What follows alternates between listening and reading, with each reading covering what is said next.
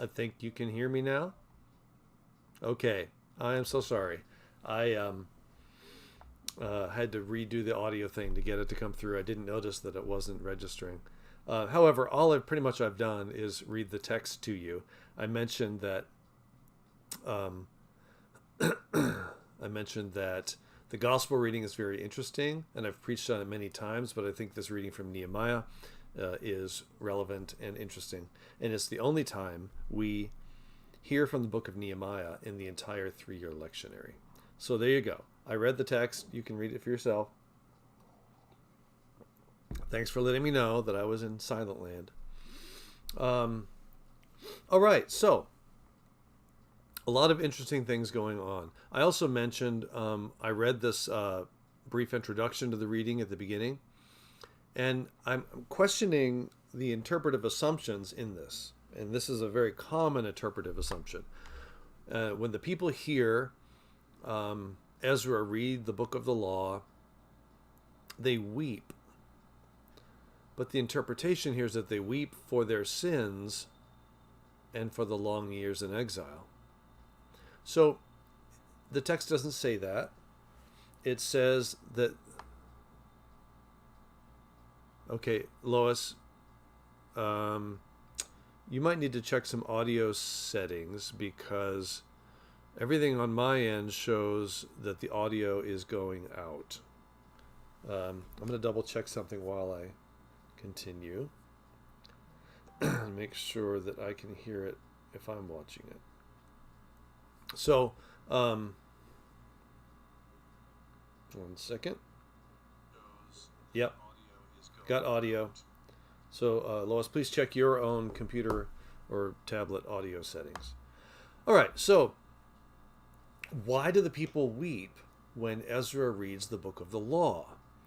The common interpretation is they're weeping because when they hear the words of the law, they realize they haven't lived up to it. So they are sort of weeping for their sins.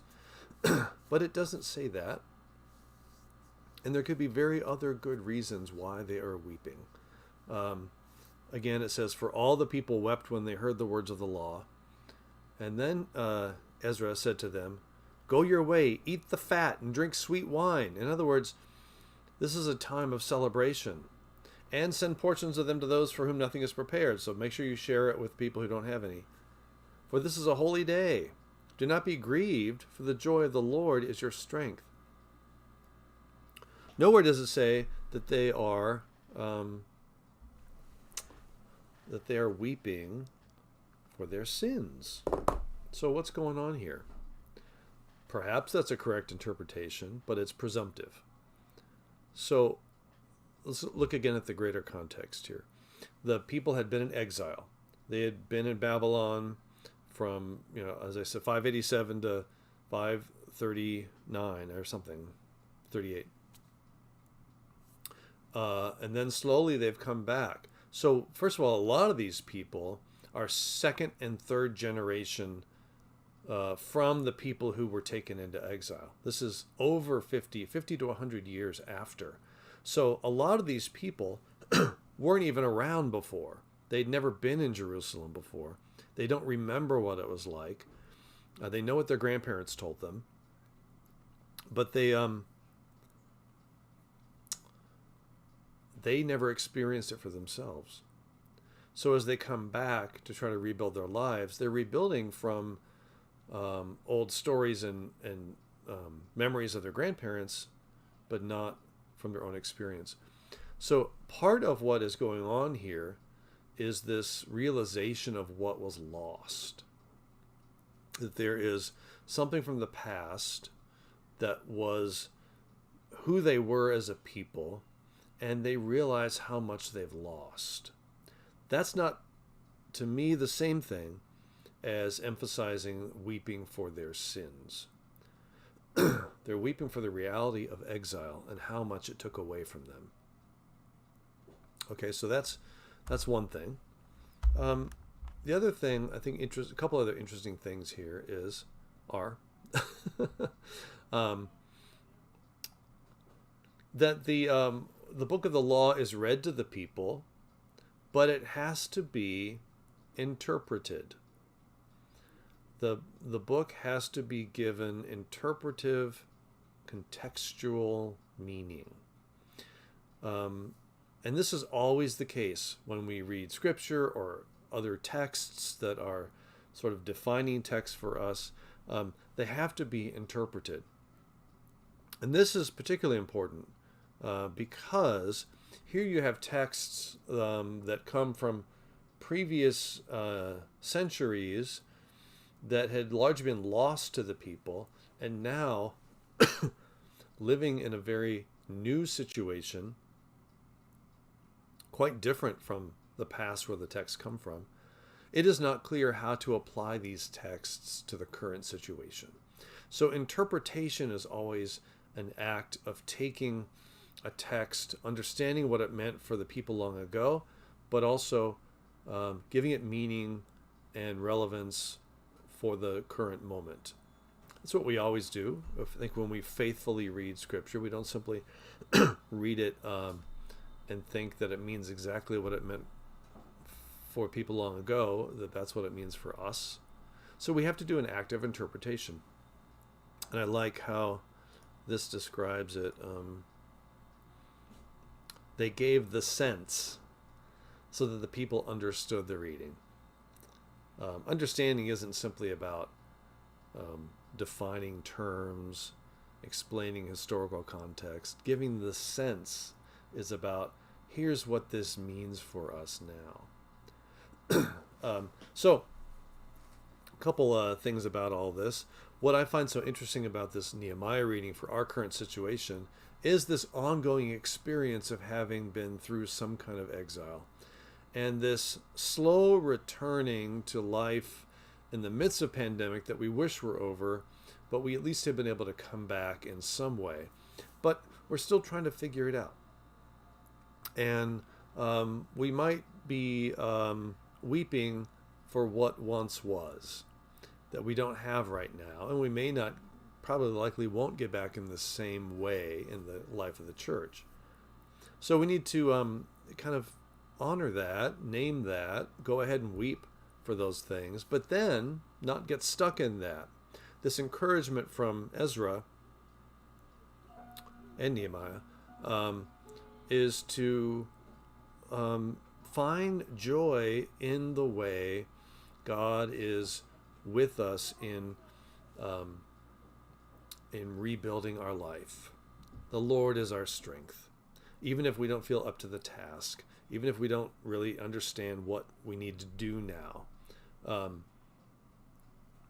the Lord is our strength. Find joy in where we are right now and where we can be going.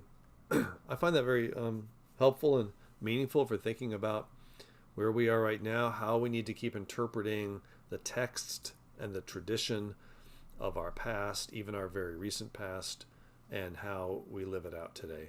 I mean, what have we done in our ministry at First English but a massive reinterpretation of what it means to gather together in worship?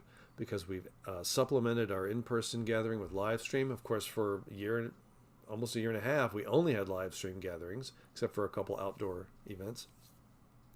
And now we're doing both. And it's forced us to reinterpret how we think about what it means to gather. We've had to rethink, how do we count how many people are participating in our ministry, and what do we report in our annual report. And we've got a good solution for that I'll be sharing with you. So I think all of that's very relevant. What are we weeping about? What do we need to find joy in? How do we reinterpret our text and our tradition and our liturgy and our life together for this situation of coming back together and trying to build a new life? Now, one of the things that's important to know about this return is, as people sought to discern how to rebuild life together, some pretty consequential decisions were made that are not entirely viewed as good in the Bible, and I think we would judge them today. So the most important thing I'm referring to is as the people came back together from Babylon into Jerusalem, Ezra decrees that if you had married foreign women when you were in exile and had children, and if you brought them back with you, they need to be kicked out. So a policy, an official policy of foreign women must be abandoned, and mixed race children must be separated from the family, or at least from the Jewish person who is part of that family. It's a tragic decision. We can try to understand it in the context of coming back together, trying to rebuild our identity, our life together. There were a lot of influences from Babylon which were negative in their impact on thinking about who we are as God's people. So we return to the law to get back in touch with that. There's a reason for the impetus of trying to kind of purify those influences, but they become harsh and impact people's lives very negatively. Now, the canon of Scripture offers a wonderful alternative voice in the wake of this decision, and that is the book of Ruth, because the book of Ruth is all about the virtue and importance of foreign women marrying into the Jewish community, and how essential they are for the life of the community and for the history of the community. So the book of Ruth offers a counter voice, which is necessary to keep in mind when we read Nehemiah, Ezra and Nehemiah, so that we can hear the struggles of trying to come back together, trying to kind of get a somewhat pure understanding of who we are, which is always problematic. But seeing the extremes in doing that and letting the voices of pain of the people who were being excluded, kicked out, speak, and to find the balance in that decision. This is very similar to the class I taught recently on, what did I call it?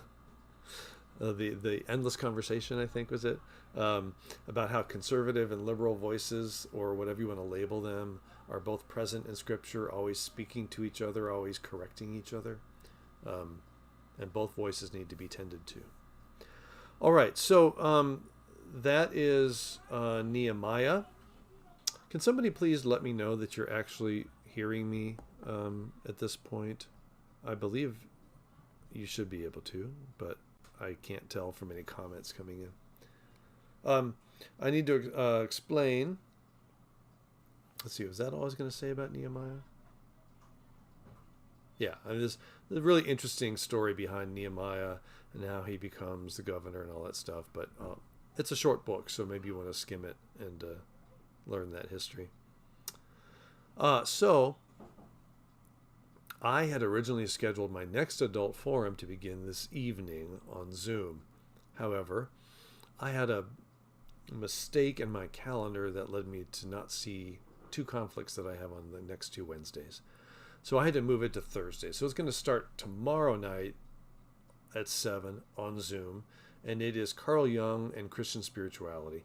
And we're going to explore the teachings and concepts that Carl Jung developed around the psyche and around the kind of the spiritual understanding of life, the way the self connects to God, and how that might speak to our Christian tradition, may be helpful, may be challenging. So we're going to begin that next tomorrow at 7 on Zoom, and we use the community Zoom link. It's at the end of every weekly email. And then we'll be back together for worship on Sunday at 10 in person and on live stream. We are still following some more restrictive practices after this stage 5 has come back and all that, but we'll still be gathering. So hope to see you sometime soon, whether in person or online. And thank you for being a part of Tiny Desk.